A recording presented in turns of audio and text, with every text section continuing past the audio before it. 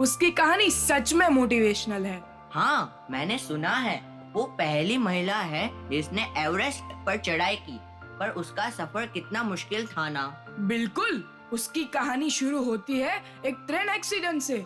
उसने अपना एक पैर खोया, पर उसने कभी हिम्मत नहीं हारी।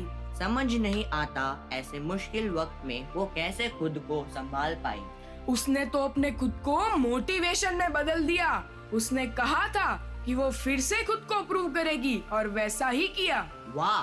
और जब उसने एवरेस्ट की तरफ सफर शुरू किया, तब उसने कितने चैलेंजेस फेस किए होंगे। हाँ, उसने ट्रेनिंग की बहुत मेहनत की और फाइनली 2013 में एवरेस्ट पर चढ़ गई। इतनी इंस्पायरिंग बात है। वो सिर्फ एक माउंटेनियर नहीं, बल्कि एक सिंबल है सबके लिए कि कुछ भी संभव। एग्जैक्टली, उसने दिखाया कि हमारे पास कोई भी लिमिटेशन नहीं होनी चाहिए। अगर हमारे पास जज्बा हो तो हम कुछ भी कर सकते हैं। उसकी कहानी सुनकर मुझे भी लगता है कि मुझे अपने सपने के लिए और मेहनत करनी चाहिए। हाँ, हम सबको अरुणिमा की तरह अपने सपने की तरफ आगे बढ़ना चाहिए। बिल्कुल, उसकी कहानी सिर्फ एक एडवेंचर नहीं, बल्कि जिंदगी का एक लेसन है।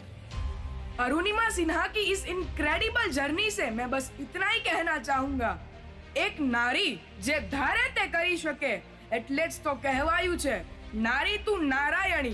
અરુણિમા સિન્હા કે જેમને શિખર પાર કરીને નારી શક્તિને સાબિત કરી બતાવી, એવી જ રીતે આપણે અગર ધારી લઈએ તો આપણે પણ જીવનમાં કંઈ પણ કરી શકીએ।